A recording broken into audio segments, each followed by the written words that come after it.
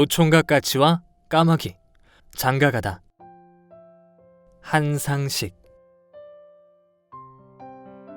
까치 할아버지와 까마귀 할머니가 숲속에 사는 까치와 까마귀 수컷들을 불렀습니다. 이윽고 모두 한자리에 모이자 까치 할아버지가 큰 소리로 말했습니다. 여러분, 이 올해도 7월 7석이 다가오고 있어요. 견우님과 직녀님이 만날 수 있게 은하수에 오작교를 놓아야 합니다. 이 참여를 희망하는 분들은 손을 들어주세요. 까치 할아버지의 목소리가 한껏 들떠 있습니다. 분명 많은 까치와 까마귀가 앞다투어 나설 것이기 때문입니다. 하지만 기대와 달리 아무도 손을 들지 않았습니다. 그러자 까마귀 할머니가 당황해하며 말했습니다.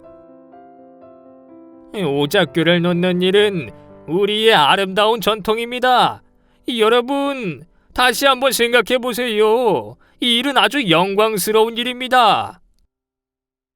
까마귀 할머니의 애절한 설득에도 모두 시큰둥한 표정을 했습니다. 그때 까마귀 나로가 앞으로 나섰습니다. 영광스러운 일이라고요? 까마귀 할머니, 정말 그런가요? 나로의 물음에 까마귀 할머니가 멈칫합니다. 갑자기 여기저기서 불만들이 터져나왔습니다. 우리는 여태껏 오작교를 놓느라 온갖 고생을 다 했습니다. 하지만 견우님과 직녀님이 우리에게 해준 것이 무엇인가요? 뒷머리가 벗겨진 까치 총각도 나서서 불만을 말했습니다. 전 아직 장가도 못 갔어요. 다리를 놓느라 대머리가 되었으니 누가 날 좋아하겠어요. 자기들만 만나서 이 사랑을 나누고. 대머리 노총각 까마귀와 까치들이 일제히 한숨을 푹푹 내쉬었습니다. 다리를 놓느라 수컷 까치와 까마귀들이 죄다 대머리가 되어가다니 분위기가 점점 심각해졌습니다. 나는 이제부터 오작교 놓는 일에 참여하지 않겠어. 노총각 까치 한 마리가 참여하지 않겠다며 휑하니 날아가 버리자 나도 하며 모두 사라져버렸습니다. 어휴, 이제 이 어떻게 하죠?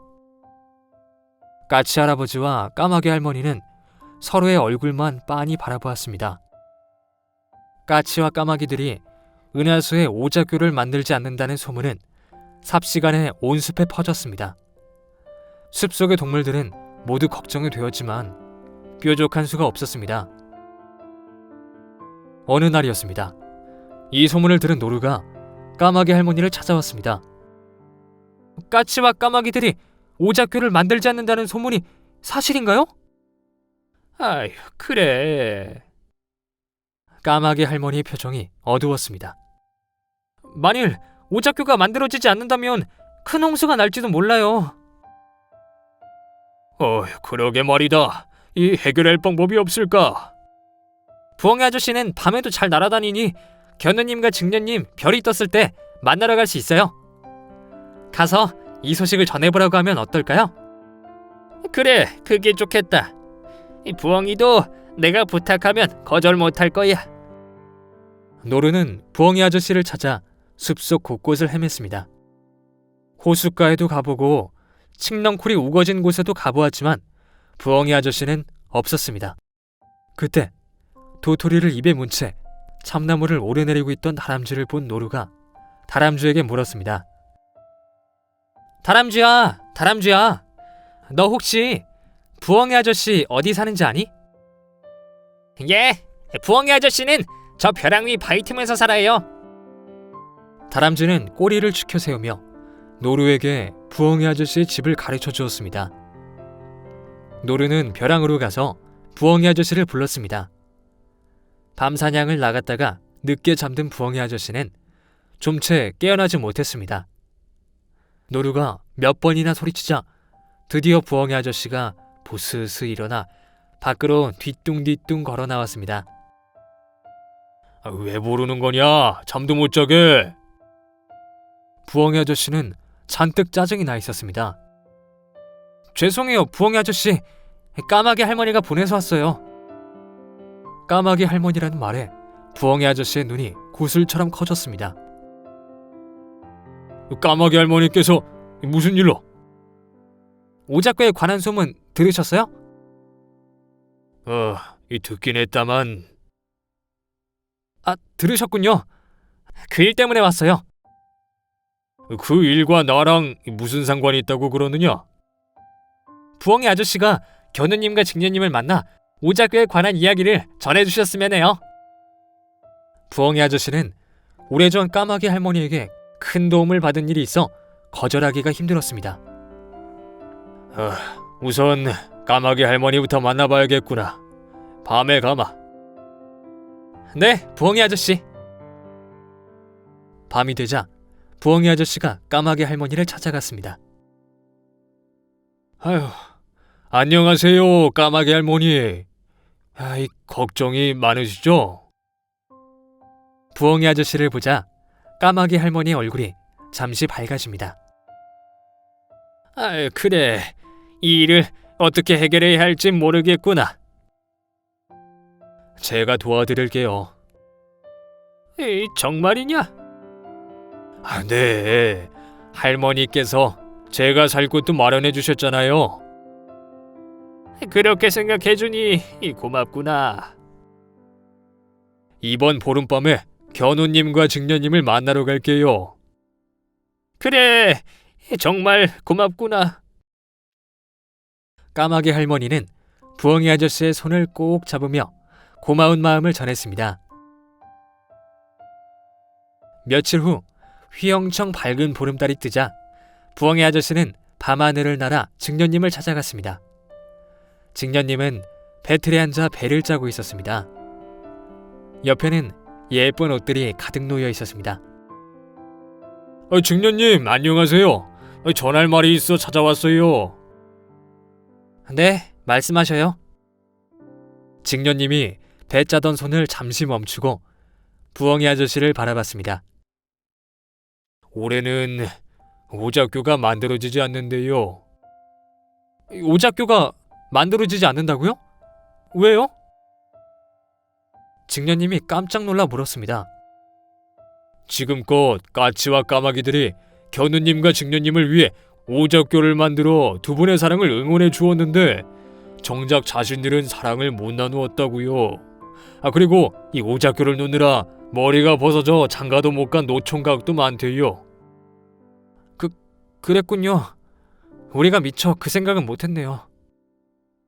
부엉이의 말에 직녀님은 잠시 생각에 잠겼고 곧 견우님에게 편지를 쓰기 시작했습니다. 한참 후 직녀님은 편지와 커다란 보따리를 부엉이 아저씨에게 주었습니다. 이 편지와 보따리를 견우님에게 전해주세요. 부엉이 아저씨는 그것을 들고 견우님에게 날아갔습니다. 견우님은 직녀님이 만든 예쁜 옷을 입고 양과 소에게 풀을 먹이고 있었습니다. 견우님, 직녀님의 편지와 보따리를 가지고 왔어요. 부엉이 아저씨는 가슴 속에 있는 편지와 보따리를 견우님에게 건넸습니다. 견우님은 천천히 편지를 읽기 시작했습니다. 사랑하는 견우님, 저는 지금 당신을 다시 만날 날을 생각하며 배를 짜서 옷을 만들고 있었습니다. 그러나 오늘 부엉이님에게 슬픈 소식을 들었습니다. 올해는 까마귀와 까치들이 오작교를 만들지 않는다는군요. 생각해보면 지금껏 우리만 생각하며 살았어요. 이제 우리도 누군가에게 사랑을 나누며 살아요. 견우님, 우리가 노총각 까치와 까마귀들이 사랑할 수 있게 도와주었으면 해요. 편지에서 눈을 떼지 못하던 견우님이 부엉이 아저씨에게 말했습니다. 내가 내일 까마귀 할머니를 만나러 갈게요. 네, 견우님. 부엉이 아저씨는 숲으로 돌아와 까마귀 할머니에게 견우님의 말을 전했습니다. 견우님이 온다는 소식에 노총각 까마귀와 까치들이 떠들썩했습니다. 다음 날 견우님은 아침 일찍 숲으로 찾아왔습니다. 노총각 까마귀와 까치들도 모두 모여 기다리고 있었습니다. 견우님이 말했습니다. 그동안 오작교를 만드느라 애쓴 여러분에게 미처 고마운 마음을 전하지 못해 죄송합니다. 이제 제가 여러분과 아가씨 까마귀와 까치들이 만나 사랑할 수 있도록 돕겠습니다. 아이, 누가 우리를 사랑해주겠어요? 이렇게 대머리가 되었는데. 노총각 까치가 긴 한숨을 내쉬며 푸념을 했습니다. 그건 걱정하지 마세요. 제가 준비한 게 있으니. 견우님은 보따리를 불러 직녀님이 짠 모자와 목도리를 꺼내 모두에게 나눠주었습니다. 이제 모두 사랑을 찾으실 거예요. 직녀님이 여러분들을 위해 정성껏 만든 것이니까요. 오작교를 만들 때 꼭 모자를 쓰고 목도리를 두르세요. 견우님이 돌아가고 난 뒤에도 오작교를 만들지 말자는 이야기가 있었지만 까마귀 할머니와 까치 할아버지의 끈질긴 설득으로 겨우 진정이 되었습니다.